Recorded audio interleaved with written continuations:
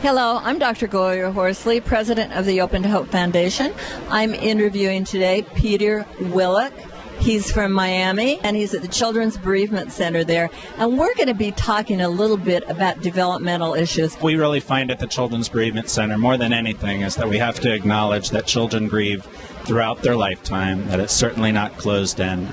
And at different developmental stages, whether they're elementary school, middle school, high school, or young adults, their loss experience might shift and it might change, and the amount of resources and support that they need is going to shift with that as well. Well, I think it's important to recognize that children grieve differently. There's no right or wrong way to do it, that some people are talkers and some people are listeners. Some kids will cry and open up and share their emotions, and others will do it better with expressive arts and reading and drawing and things like that. Or maybe playing basketball.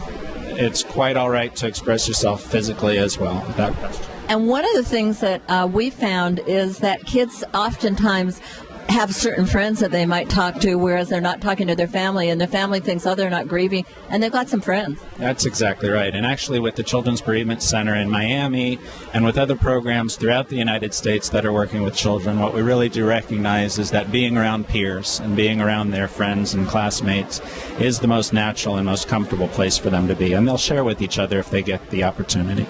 And you know, sometimes it's scary for kids to see their parents cry and be in those kinds of situations. That's true, and not only that, but parents will often withhold their own emotions because they don't want to seem fragile and they don't want their kids to get scared and feel that they can't handle things. But they make the mistake often of not giving them the example and not being a role model for them in that expression. They shouldn't fall apart. They should find resources and support for themselves, but certainly crying in front of a child is a good example. Have you found anything with the new social media that's been different?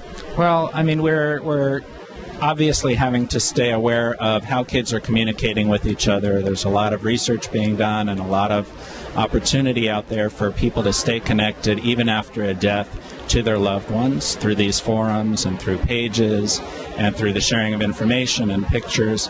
And we really do need to embrace it on some level, not fear it. It's just another opportunity really for kids to stay connected to each other, find support that they need, and memorialize the people that they've lost. Thank you so much for being on our show today. It's been my pleasure. Thank you so much. I'm Dr. Gloria Horsley, president of the Open to Hope Foundation. Thanks for listening to this YouTube.